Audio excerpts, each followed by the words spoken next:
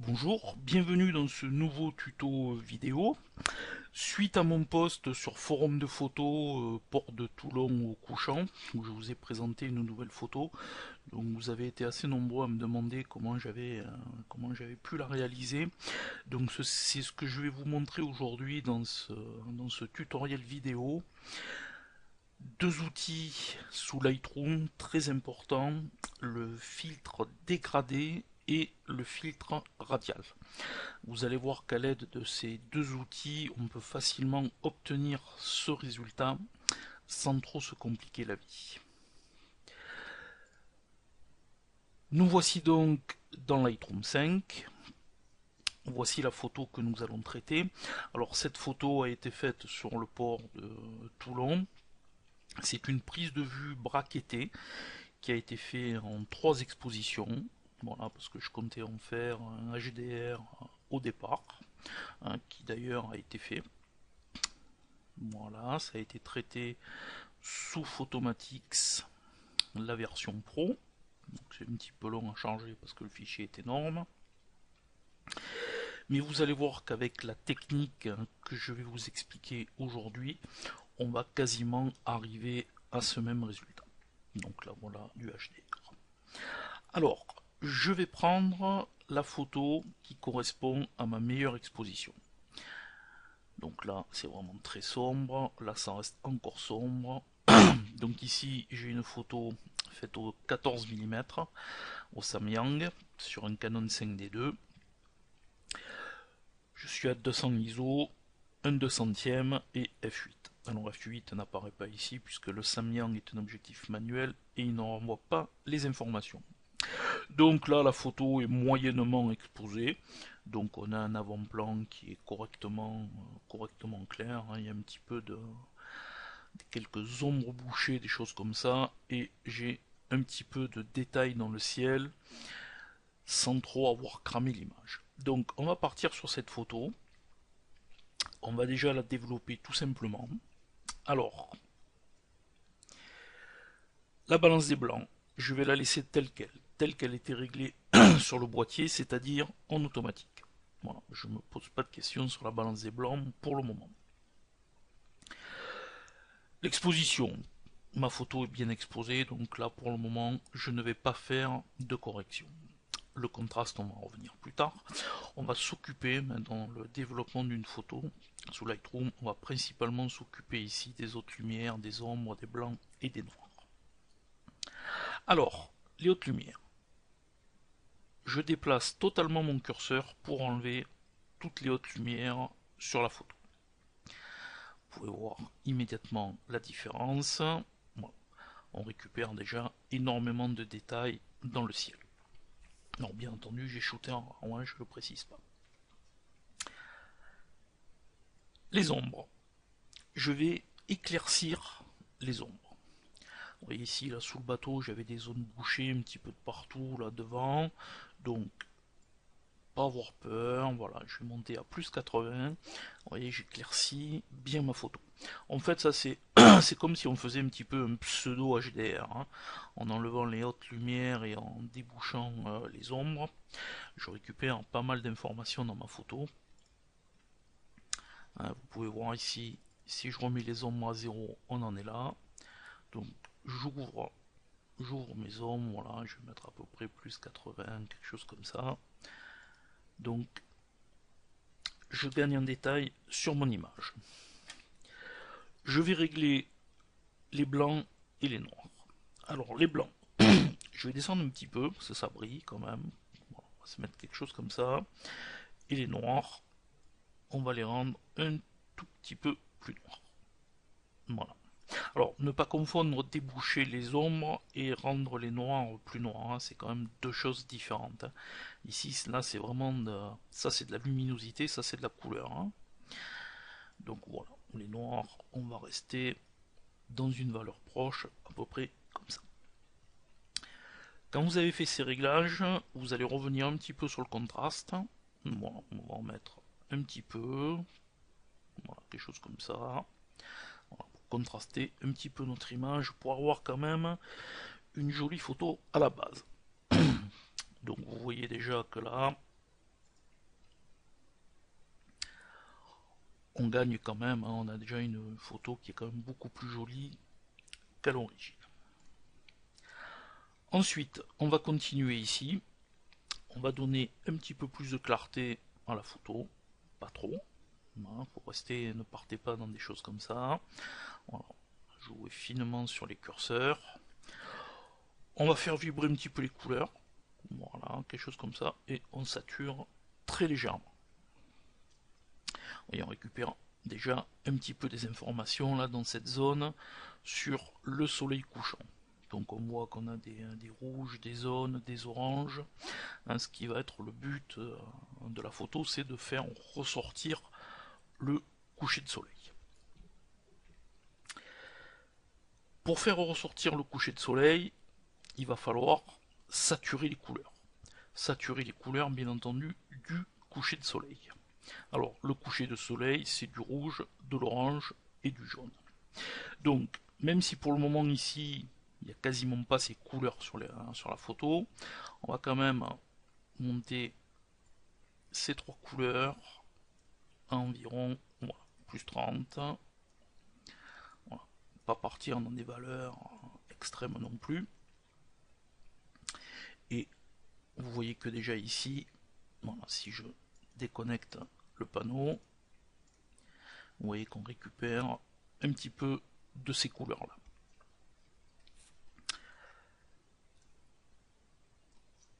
Nous allons commencer par ici agrandir le coucher de soleil dans l'eau.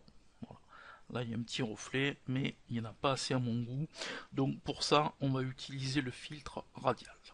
Alors qu'est-ce que c'est que le filtre radial? On va voir ça de suite. Vous cliquez dessus ici et là vous avez le panneau de réglage du filtre. Vous vous mettez dans votre photo, vous appuyez, vous tenez appuyé avec la souris et vous dessinez un cercle. Alors, dessinez comme vous voulez. Vous avez donc le cercle qui apparaît avec ici des poignées de réglage. Donc, à tout moment, vous pouvez revenir modifier la forme et l'épingle au milieu qui permet donc de déplacer le filtre. Alors là, dans mon cas, ici, on va le travailler de cette façon-là. Voilà, donc toutes les valeurs sont à 0, bien entendu, il ne se passe strictement rien. Alors pour vous montrer comment fonctionne le filtre radial, je vais prendre ici, je vais baisser l'exposition. Voilà. Donc vous voyez qu'à l'intérieur du filtre, le réglage s'applique et qu'il y a un léger dégradé sur le bord. Alors cette notion de dégradé sur le bord, vous l'avez ici. Vous avez contour progressif. Si vous annulez le contour progressif, vous voyez que c'est appliqué partout dans la zone que vous avez définie avec le filtre radial. Et vous pouvez voilà, régler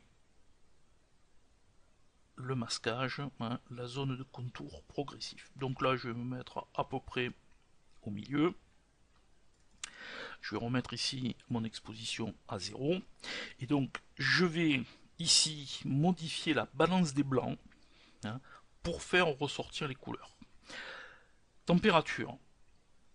Je vais partir, bien entendu, sur quelque chose de très jaune. Le coucher de soleil, hein, c'est principalement du jaune, de l'orange, du rouge. Donc, voilà, une balance des blancs très chaude. Je vais venir à peu près dans ces valeurs-là. Voilà. Et avec le curseur teinte, ici, vous voyez, je rajoute des rouges. Du magenta, pardon, c'est pas vraiment des rouges. Alors, on va y aller quand même tout doucement, hein, on va pas trop en mettre. Voilà, plutôt dans la trentaine, là, la teinte à peu près, voilà, des choses comme ça. Voilà. Faut pas exagérer sur l'effet, hein, vous voyez ce que ça donne. Donc, alors après, vous allez régler l'ovale ou le rond, enfin ce que vous voulez, voilà, de manière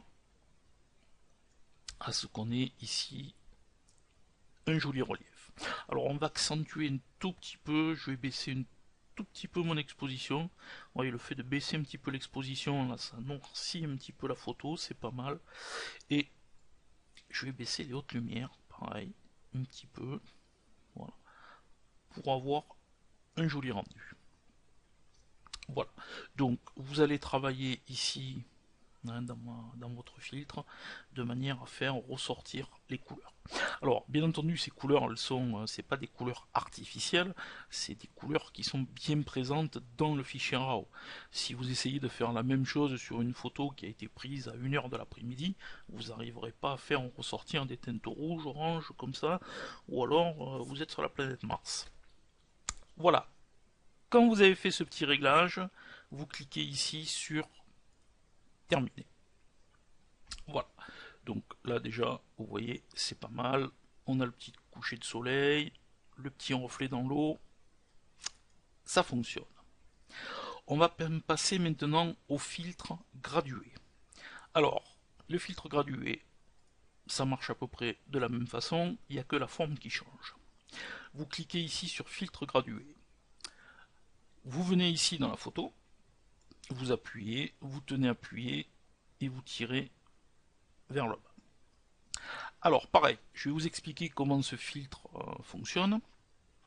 Donc déjà, vous pouvez le déplacer en appuyant sur l'épingle du milieu. Vous déplacez un petit peu sur cette ligne de ce côté ou de ce côté, vous pouvez l'incliner. Et vous pouvez changer la taille ici en appuyant sur les lignes à l'extérieur. Voilà. Alors, on va le mettre droit. Pareil, je réduis l'exposition pour vous montrer comment ça fonctionne. Alors, le filtre gradué.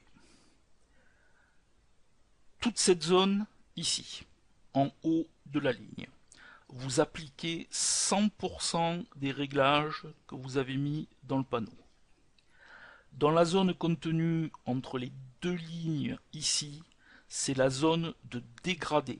C'est-à-dire que là, il va être à 100%, et là, l'effet du filtre va se dissiper jusqu'à arriver à la ligne ici à 0%. Et toute la zone ici en dessous, le filtre n'est pas appliqué. Donc vous pouvez régler cette zone de transition, ici, hein, vous voyez là, le petit réglage, vous voyez bien comment ça apparaît ici, et voilà, si je veux une zone de transition plus grande sur mon image, je vais jouer sur cette épaisseur. Alors là, dans notre exemple, on va prendre une épaisseur moyenne, et on va aligner la ligne du milieu avec la ligne d'horizon. Voilà, la ligne d'horizon, elle se situe ici. On va agrandir un petit peu la zone de transition, on pourra y revenir après.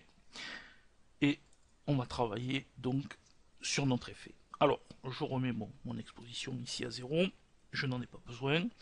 Et on va procéder comme sur le filtre radial tout à l'heure. Je vais baisser ma balance des blancs, la température, et je vais aller sur des couleurs très chaudes. Alors, on va pas hésiter, voilà. Donc vous voyez que j'ai une jolie teinte orange qui arrive dans le ciel. On va rajouter des magentas. Voilà, pareil. On va monter comme tout à l'heure. Hein. Pas hésiter. Pardon. Vous voyez, ça change. Hein. Et on joue juste sur la balance des blancs. Balance des blancs qui, bien entendu, est présente. Hein, les informations sont présentes dans votre RAW. Ensuite, on va essayer d'améliorer un petit peu tout ça. Donc, on va contraster un petit peu. On va baisser un petit peu les hautes lumières. On va rajouter un petit peu d'ombre pour récupérer les détails dans les nuages. De la clarté, vous voyez, pareil. N'ayez pas peur d'en mettre là de la clarté pour bien faire ressortir les détails dans le ciel. Et on va encore bien monter la saturation. Voilà. Bon là après c'est une histoire de goût et de couleur. Hein. Si vous voulez vraiment que ça claque, ben, vous en mettez beaucoup. Vous pouvez faire un effet un petit peu moindre. Voilà. On va partir sur quelque chose comme ça. Bon, voilà, si vous trouvez qu'il y en a trop, hein, vous jouez un petit peu sur les curseurs et vous essayez d'ajuster tout ça. Vous pouvez jouer ici sur la zone de transition. hein, vous voyez, en remontant, voilà, déplacer le filtre, ou ici. Alors, ce qu'on va essayer de faire, vous voyez, c'est se voir par rapport au bateau. Vous voyez que la lumière orangée, en fait, vient taper un petit peu sur le bateau, donc c'est plutôt là qu'il va falloir jouer sur la zone de transition, je pense. Voilà, faire en sorte que le bateau quand même ne devienne pas orange, puisque normalement il est tout blanc. Voilà, donc jouer avec la position de ce filtre. Quand vous avez terminé, vous cliquez ici sur le bouton terminer. Si vous voulez remodifier à nouveau un des deux filtres, il suffit de cliquer sur l'outil filtre et vous avez une petite épingle qui apparaît. Vous cliquez sur l'épingle et voilà, vous réactivez à nouveau votre filtre.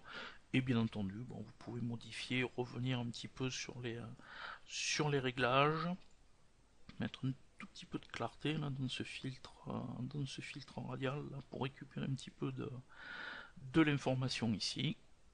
Quand vous avez terminé, pareil, si vous voulez revenir sur le filtre gradué, vous cliquez ici, vous avez la petite épingle, voilà, et vous pouvez retravailler. Alors, bien entendu, vous pouvez mettre plusieurs filtres gradués et plusieurs filtres radiales. Là, dans l'absolu, si j'en tire un comme ceci, voilà, et je vais par exemple mettre, hop, réduire l'exposition ou au contraire déboucher mon exposition. Voilà. On peut parfaitement utiliser des filtres et passer tout simplement de l'un à l'autre en cliquant sur les épingles. Et bien entendu, quand vous ne voulez plus le filtre, il suffit d'appuyer sur la touche supprimer et il disparaît. Voilà pour ces réglages. On va revenir un petit peu sur la globalité de l'image. Voilà. Revenir peut-être un tout petit peu. Voilà. On va mettre là tout petit peu plus de luminosité. Redéboucher un tout petit peu plus les ombres. Voilà, après ça fait, hein, ça c'est histoire de goût. Hein. Il n'y a pas de loi là. Hein. C'est chacun va mettre un petit peu ce qu'il a envie de faire. Voilà, on peut retoucher un petit peu ici là, les réglages de saturation. Mettre peut-être un tout petit peu de bleu. Voilà, pour renforcer un petit peu devant. On va finir sur la netteté. Alors moi je suis un fada de la netteté, donc je pousse mon curseur jusqu'à 100. Vous avez ici le masque, vous appuyez sur la touche Alt et vous déplacez. Donc partout où il y a du blanc, vous appliquez le réglage de netteté. En faisant déplacer le curseur, vous faites apparaître donc du noir. Et partout où il y a du noir, la netteté ne sera pas appliquée.